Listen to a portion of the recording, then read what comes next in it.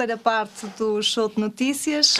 Daqui a pouco vamos lhe dar conta do jantar dos 30 anos da presidência de Pinto da Costa. A RTV esteve live a contar-lhe tudo o que se passou ontem num restaurante da cidade invicta. Por enquanto ficamos com o Xerife Penas.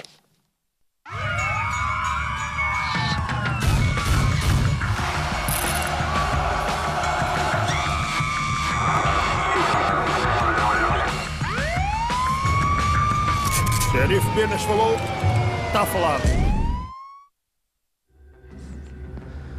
Olá, eu sou o Xerife Penas. Mulher de 70 anos obrigava filha de 35 a prostituir-se e esta era deficiente mental. É mais um caso repugnante, muito repugnante. Eu confesso que até para trazer aqui este caso tive que me concentrar muito, mas mesmo muito, para não me enervar. Uma mulher com 70 anos já tinha idade para ter juízo, ou não?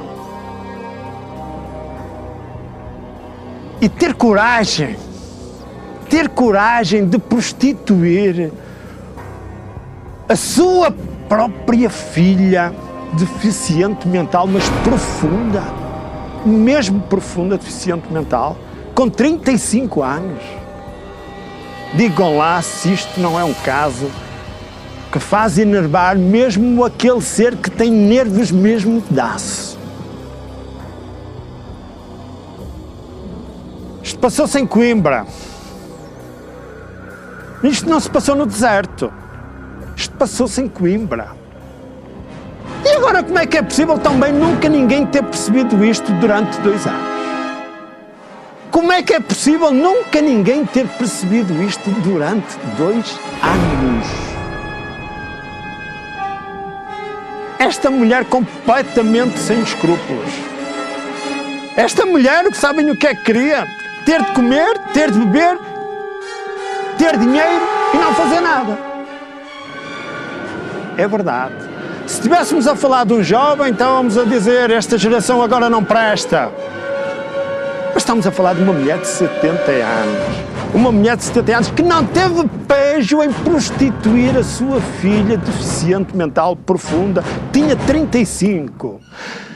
Mas este caso é ainda mais repugnante porque foi com 4 homens diferentes. 4 homens diferentes durante 2 anos. Sabem o que é que estes homens davam a esta asquerosa mãe de 70 anos? Pagavam serviços da prostituição com a sua filha, pagavam o corpo, a filha pagava com o corpo os géneros que estes homens lhe levavam, o arroz, o centeio, o feijão, o vinho, a batata. É isso, era com produtos agrícolas, com repolhos, com fruta, era com isto, de vez em quando lá vinha algum dinheiro. Isto é um caso mesmo repugnante, ora digam lá se não é. Digam lá se não é o que deve ter sofrido esta mulher de 35 anos a ser violada, violentada, hoje por um, amanhã por outro, depois por mais um e depois por mais outro. E eles revezavam-se. Hoje vais lá tu, amanhã vou lá eu, depois vai o António, depois vai o Jaquim, depois vou lá eu outra vez. Mas que vergonha é esta? Mas os vizinhos? Onde estão os vizinhos? Onde estão aqui os vizinhos? Pois é, mas um dia alguém alertou as autoridades. E a polícia interveio. A polícia judiciária foi chamada e interveio. E sabem o que é que a polícia judiciária descobriu? Que um desses violadores, um homem também com idade para ter juízo, 68 anos, já tinha sido preso em França por cometer o mesmo tipo de crime e também com uma deficiente profunda. Este homem tinha um fetiche por deficiente profunda, por deficientes profundas. A Polícia Judiciária percebeu isso. A Polícia Judiciária percebeu isto. Foi este homem de 68 anos que levou esta deficiente a aceitar, a não dizer nada, porque ela ainda falava alguma coisa, nunca disse nada aos vizinhos. Este monstro foi aqui, foi com este monstro que tudo começou. Ele esteve preso em França, mas não lhe chegou. Ele esteve preso em França, mas não lhe chegou. Mas agora, aqui em Portugal, novamente ele está preso. Felizmente que a Polícia Judiciária atuou rapidamente. A deficiente, neste momento, está entregue numa casa de um familiar. Os outros todos estão presos. 3 homens e a sua progenitora. Presos e bem presos. Um dia destes vai haver uma sentença e um juiz vai decidir. Mas o xerife Penas, para ele, já decidiu. Eles vão ter que ser condenados. O xerife Penas sobre este caso falou, está falado.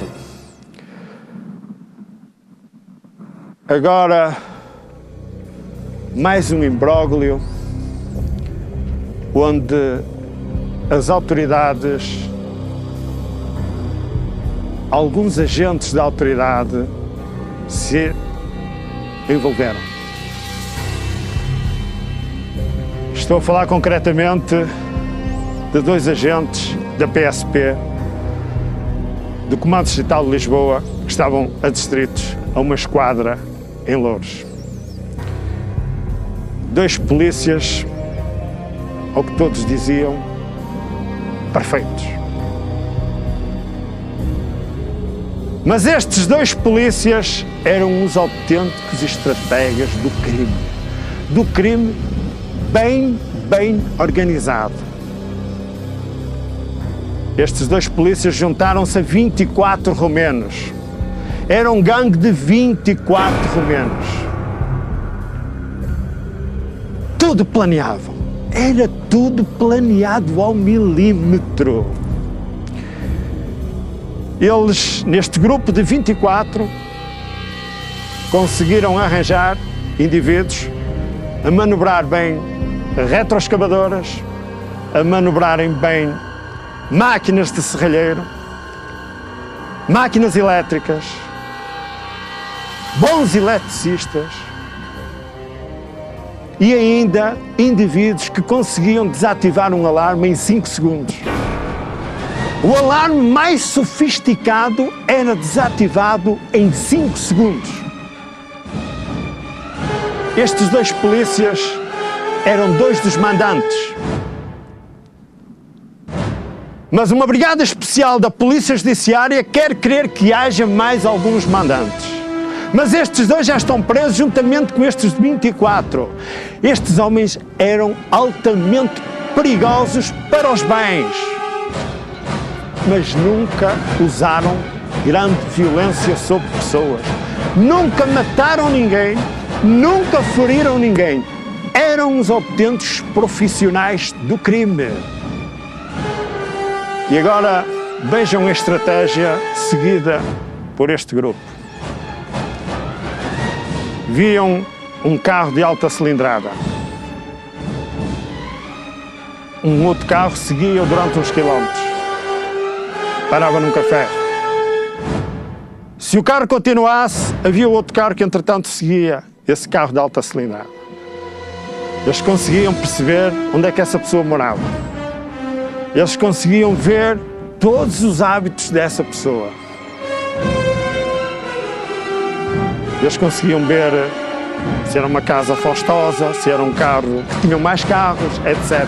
Estes homens depois utilizavam a calada da noite, roubavam-lhe o carro, roubavam o ouro, roubavam as joias, roubavam tudo. Mas sempre certos que nunca iam dar um tiro.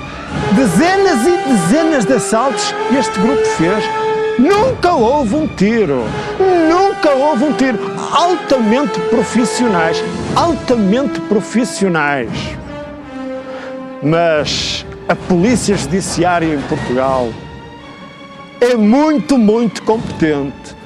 percebeu, para fazer este tipo de crimes tem que ser pessoas altamente inteligentes, bem treinadas, tem que haver alguém que perceba de alarmes, tem que haver alguém que perceba de estratégias, tudo. E começou a perceber que havia alguém dentro da polícia que tinha bons conhecimentos dentro da área do Comando Metropolitano de Lisboa. E chegaram assim à Esquadra de Louros, a uma Esquadra de Louros. E assim chegaram a estes dois polícias. Ainda bem, porque dezenas de assaltos. Imagina o que é que eles faziam, por exemplo. Os assaltos, os produtos do roubo eram encomendados. Eu hoje quero um computador XPTO. Eu hoje quero um carro XPTO. Eu hoje quero uma câmara de filmar XPTO. Era tudo encomendado ao pormenor. E depois, na posse desses elementos, eles iam roubar por encomenda. É assim que já está. É assim que já está o mundo do crime. Roubar por encomenda. E sabem para quê? Para esvaziar, para mandar logo os produtos, muitas vezes para o estrangeiro, para os países de leste, para Angola, para Moçambique. Pois é, mas a Polícia Judiciária começa a estar atenta. O xerife Penas vai começar também a denunciar esta espécie de crimes. A Polícia Judiciária também está atenta e o xerife também. Sobre este caso, o xerife Penas falou, está falado. Adeus.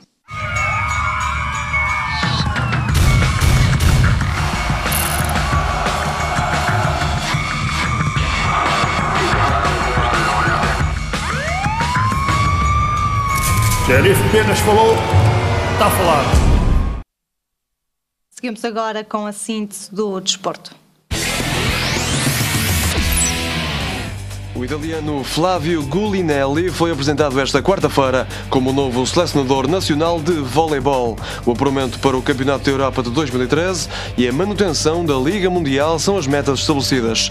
Gulinelli substitui no cargo o cubano Juan Dias, que proporcionou a Portugal os melhores resultados de sempre da modalidade. O novo selecionador português tem 53 anos e conta no currículo com 2 títulos mundiais, alcançados em 1998 e 2002, com as seleções da Itália e do Brasil, para além de uma Liga Mundial em 1997 com a Squadra Azzurra. O contrato com a formação das quinas é válido por 6 meses.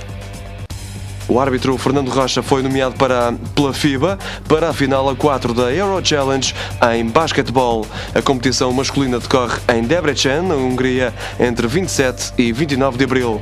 Os 4 finalistas são o Chalon, de França, o Olaj KK, da Hungria, o Luibertsky, da Rússia, e o Besiktas, da Turquia. Pedro Martins ultrapassou a primeira ronda do Campeonato da Europa Absoluto, que decorre em Karlskrona, na Suécia. O português bateu o checo Pavel Florian por 2-0, com um duplo parcial de 21-17. O internacional português de badminton, atual número 58 do mundo, precisou de apenas 32 minutos para ultrapassar este primeiro obstáculo e vai agora defrontar o austríaco Luca Waber.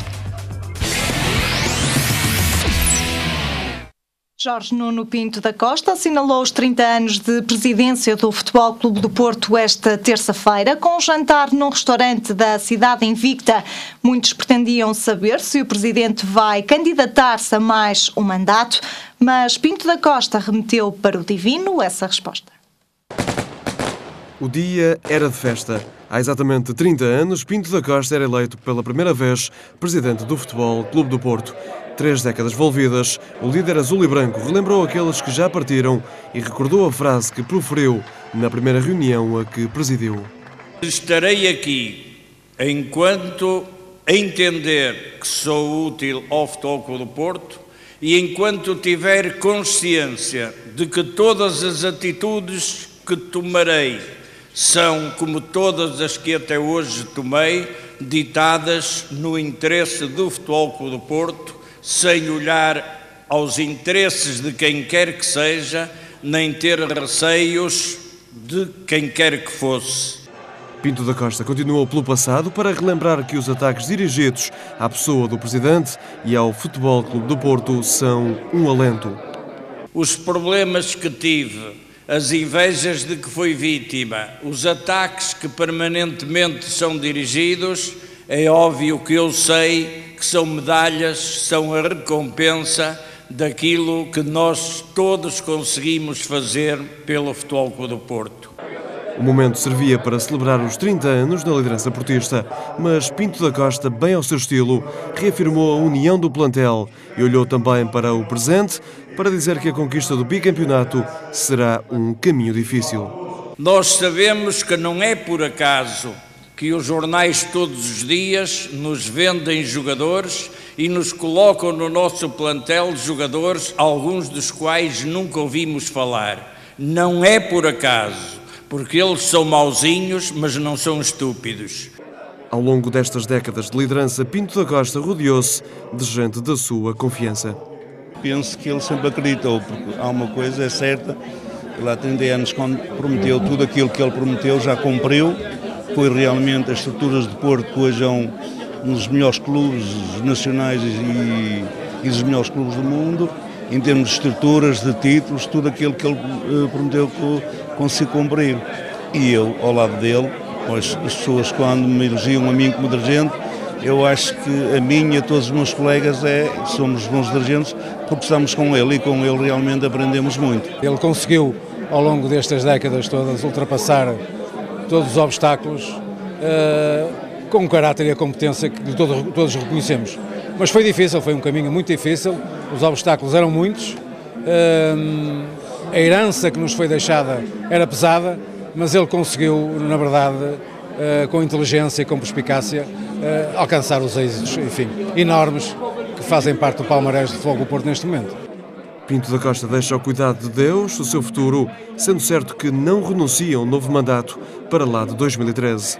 Por enquanto, o líder portista só quer aumentar o pecúlio de 308 títulos ganhos em 30 anos, nas mais diversas modalidades. E agora no Show de Notícias conversamos sobre o ciclismo e sobre um site que nasceu há muito pouco tempo, chama-se noticiasciclismo.net e temos connosco os autores deste site. Boa tarde. Muito boa tarde. Bem-vindos ao Show de Notícias. Muito obrigado. Começo pelo Ricardo Oliveira. Como é que surgiu esta ideia de criar um site sobre o ciclismo, quer de estrada, quer de todo terreno? Havia falta de informação a este nível? Exatamente. Foi mesmo por aí que nós decidimos seguir. Havia essa lacuna na informação online sobre o ciclismo, sobre o BTT, tudo, simplesmente o ciclismo em geral. E então, com a ajuda do meu colega, o Pedro, decidimos juntar um bocadinho o útil ao agradável. Com os meus conhecimentos do web design, ele com os conhecimentos do ciclismo em geral, decidimos desenvolver essa plataforma para ajudar as audiências dos amantes do ciclismo a terem uma informação mais fácil e atualizada.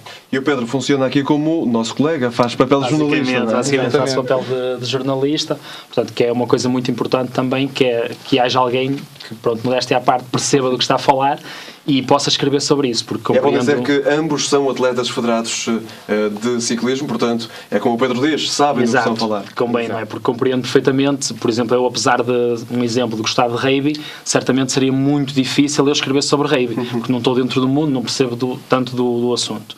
Agora, uma vez que estamos dentro do mundo do ciclismo e tanto temos amigos na estrada, como no BTT, como no ciclocross, como no ciclismo de pista, podemos abranger todas as modalidades, que é também muito importante. É uma coisa que em Portugal não acontece muito, porque o pouco que havia, e por muito que se esforce e por muito que nós respeitemos o trabalho, geralmente é só focalizado numa modalidade. Ou só fazem BTT, portanto só acompanham BTT, ou só acompanham estrada, e a pista e o ciclocross basicamente são marginais. No nosso site isso não funciona assim. No nosso site nós tentamos ao máximo acompanhar as 4 modalidades, pelo menos, e claro, se o BMX e se outras modalidades nos puderem dar a oportunidade de os acompanharmos, aí também entraremos, lá está. Aí já não me sinto tão à vontade para escrever, uma vez que nunca fiz BMX e já é um bocado diferente. Ou seja, são apenas 2, mas conseguem manter uma grande atualidade, é isso? Sim, eu penso que se as pessoas trabalharem, portanto, com afinco e se, acima de tudo, lá está, souberem do que é que estão a falar e estiverem por dentro desse mundo, é um grande passo e consegue-se de alguma forma, com poucos recursos, fazer bastante, mas claro que há essa possibilidade de evoluir. como é evidente. Pedro, no vosso sítio que estamos de resto a ver nesta altura no ar, noticiasciclismo.net, por exemplo, que já foram atualizadas as 2 corridas que existiram hoje. A segunda etapa ali do Giro del Trentino, onde vemos o Damiano Cunego, que é aquele senhor que está ali de rosa, é italiano, por isso é que está de rosa, a cortar a meta, e em cima a Flash Wallonne, que é uma prova muito conhecida da Bélgica. Convém dizer que vocês publicam aqui notícias do ciclismo nacional, mas também além fronteiras. Sim. São casos destas notícias, não é? Sim. Para mantermos o website sempre atualizado, não só nacional como internacional, porque temos essa possibilidade com outras fontes de outras línguas, então, e acompanhamos também as provas através de canais de televisão estrangeiros. E até mesmo os próprios sites das organizações, geralmente, se for uma boa organização, como é o caso destas 2 que estamos a falar, que são organizações que já estão há muitos anos no terreno e percebem imenso deste tipo de eventos, no caso deles, até mesmo através do site deles, é possível construir a notícia, ver tudo, acompanhar tudo e dar uma notícia completa que permita às pessoas saber o que é que se passou. Ricardo, no blog podemos ler também algumas entrevistas. Exatamente. Já tivemos a oportunidade de entrevistar 3 atletas de 3 categorias diferentes. Iniciamos pelo Rogério Matos, que foi o campeão nacional em Master A no ciclocross de inverno. Também já entrevistamos o Rui Costa, que é o internacional português. E um dos ciclistas mais conhecidos do momento. Conhecidos, exatamente, a nível nacional, que representa a Movistar. E mais recentemente também entrevistamos o Mário Costa, o atual campeão nacional de... Uma grande promessa. Exatamente, uma grande promessa a nível nacional. Exatamente. E são também chances, também esperanças para os Jogos Olímpicos deste ano, aliás. Exatamente, em Londres. Como é que prevêem a participação portuguesa no que ao BTT diz respeito? É assim, na minha opinião, no que ao BTT diz respeito, lá está a grande lacuna da falta de profissionalidade em Portugal, ou seja, não há uma equipa profissional, porque os atletas até são muito empenhados e se calhar até se empenham mais, seguramente, do que alguns profissionais. Não é? Exatamente, mas não têm as mesmas condições. E, claro, isso é sempre difícil, portanto, até mesmo para conseguir um apuramento. Agora, se houver um apuramento, penso que o nosso atleta que nos representar, independentemente de quem depois o senhor selecionador escolha, de 4, 5, 6 atletas que temos, qualquer um deles não nos deixará ficar mal na fotografia, certamente. Até porque é uma corrida com poucos atletas, logo a partida não influencia muito e penso que fisicamente e puramente conseguimos um bom resultado, pelo menos não ser dos últimos ou não fazendo aqueles resultados do género, levou não sei quantas voltas de avanço, não. É certamente para terminar na volta de vencedor. Nisso, no BTT, na estrada, a minha perspectiva já é diferente, já é um bocado diferente dessa. Falava aí na falta de apoios do BTT em Portugal, da falta de uma equipa, ou mais, seria o ideal, profissional, mas isto também é decorrente do grande número de praticantes que existe em Portugal, quer do BTT de lazer, quer de competição. É assim, de facto o BTT, eu costumo dizer, e acho que se for ver as estatísticas, isso não deve andar muito longe da realidade, que é o BTT é o desporto mais praticado, mais ignorado. Ou seja, dos mais ignorados de esportes, é o que mais se pratica. É o que tem mais praticantes. Exatamente, é o que tem mais praticantes, sem dúvida. E penso que há mercado, mas lá está, as empresas ainda estão um bocado, se calhar... reticentes. Exato, reticentes a investir, a fazer uma equipa profissional de BTT, porque penso que se houvesse profissionalização, como nós vemos, e pronto, não há problema nenhum em falar aqui, porque não vão ficar certamente mais ricos, mas na Suíça, por exemplo, o projeto da Scott Swiss Power, que coloca atletas suíços a correr, e depois tudo isso, não é? E outras equipas espanholas, a Trek Wild Wolf, que inscreve vários atletas espanhóis, e claro, tudo isso vai levando, uma coisa leva a outra, como se costuma dizer, não é? Se os jogadores de futebol não fossem profissionais, certamente não tínhamos uma seleção tão boa. Nem mais. Mas é incompreensível, dado o elevado número de praticantes que existem em Portugal, não haver interessados em apostar nesta modalidade. Lá está, se calhar falta a divulgação para chegar junto às empresas, as empresas virem que se calhar não é só o futebol, não é só o rugby e o hóquei, mas com aquele budget conseguem investir no ciclismo e fazer com que uma equipa de ciclismo lhes dê visibilidade. Porque lá está, há muita gente a praticar, há muita gente que gosta, mas isso se calhar não chega. Porque, por exemplo, podemos ter 100 pessoas que gostam de praticar, que adoram ciclismo, que saem todos os domingos para andar, que até saem ao meio da semana, mas nunca viram uma prova de cross-country na vida. Ou seja, o cross-country ainda não lhes diz nada. Agora, se o cross-country lhes chegasse a casa, isto que é a modalidade olímpica, o cross-country, para quem não sabe, se o cross-country lhes chegasse... Exatamente, XCO. Se lhes chegasse a casa, assim como chegava em tempos, por exemplo, a Fórmula 1, que é um exemplo, toda a gente via e aí já havia mais audiência, já se começava a pensar nisso. Por Estamos exemplo, a falar de uma modalidade que, a seguir ao futebol, será mais popular em Portugal. O ciclismo no Norte, sem dúvida, mas isso estatisticamente está mais comprovado, principalmente no distrito de Braga e do Porto, é a modalidade mais popular a seguir ao futebol. Eu também gosto muito de futebol, mas tenho o prazer de gostar de outras modalidades e sei que há outros portugueses assim, por isso. Ricardo, um dado curioso que existe também no vosso site é que as pessoas interessadas por esta modalidade podem também lá divulgar os eventos relacionados com o ciclismo, não é assim? Exatamente. Essa secção abrimos já recentemente, cerca de 10 dias. Permite-nos autodivulgar o site, divulgando o evento de outras organizações. As pessoas podem ir ao nosso site, enviar-nos a informação do evento que pretendem realizar, óbvio, sempre ligado ao ciclismo, também estamos abertos a outros eventos, e as pessoas chegam lá, descarregam o cartaz da prova, as informações, e nós publicamos, e o cartaz... Estamos agora, Ricardo, a ver o site, é mesmo na parte de cima, cá está a secção de que falávamos. Exatamente. Os cartazes, isto é, das provas, aparecem por ordem decrescente, conforme vão-se realizando os eventos, os cartazes vão desaparecendo, chegam à data e desaparecem. É uma ordem cronológica. Exatamente, uma ordem cronológica e ali estamos a ver 3 provas já para este fim de semana. Exatamente. 21 e 22 de Abril. Exatamente. Teoricamente, três provas federadas. Uma de estrada em Galegos, o XCO Internacional em Ceia e o PTT Downhill na região do Minho. Downhill, que é uma das especialidades mais arriscadas sim, do os atletas, BTT. Exatamente. Pode-se dizer que não é para todos, é preciso ter aquele quê de coragem. Vocês já experimentaram? Algum de vocês não? Mais ou menos. Sim, se contar descer na bicicleta de XCO, mas descidas de downhill, já experimentámos o downhill. Agora, verdadeiramente, o Estamos downhill... a falar de descer vários degraus, por vezes, não é? Vários degraus, saltar rochedos, fazem... coisas simples, qualquer um de nós poderia fazer. Exatamente. Mas então não se aventuraram ainda muito nessa especialidade. Por acaso estamos curiosos em fazer uns testes a umas bicicletas de downhill, mas ainda não é por enquanto. Estão a perguntar-me da Regi se os ciclistas têm de ser assim com uma altura não muito elevada. Depende. Não. Existem atletas de todas as alturas. Existem atletas de 1,90m que são excelentes a nível mundial, assim como existem atletas de 1,60m. Atletas mais baixos que eu.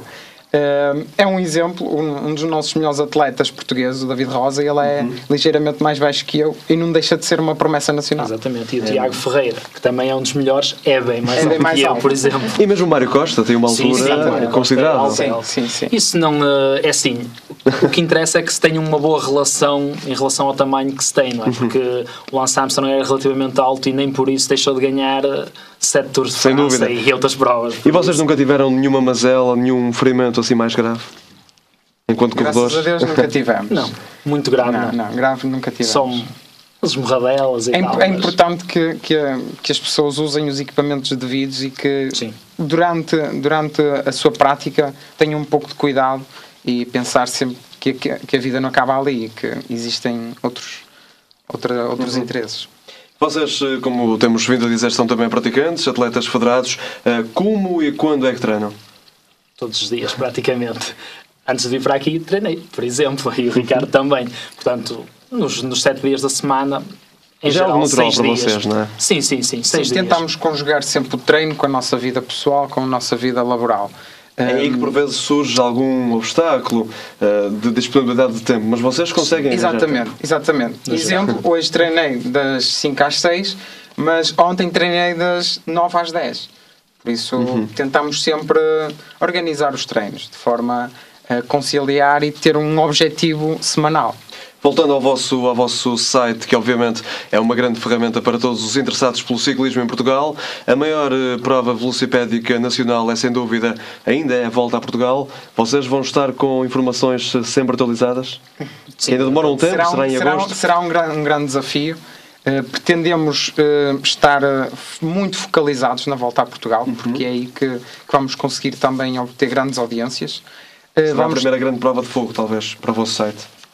Não, isso eu penso que chegará com o Tour, porque o Tour também abrange muita gente. Mas pela proximidade da volta a Portugal, a responsabilidade será outra. Sim, mas, mas é aquela coisa, o Tour será talvez a primeira, porquê? Porque o Tour maior.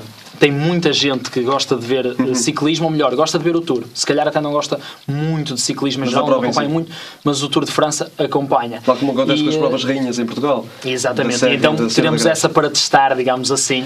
Pedro Rocha, Ricardo Oliveira, não há tempo para mais. Muito obrigado. Muito obrigado. Nós agradecemos. E felicidades. E visitem o nosso site. Com certeza. Muito obrigado. Obrigadíssimo. No Show de Notícias fazemos mais um intervalo e voltamos já a seguir. Até já.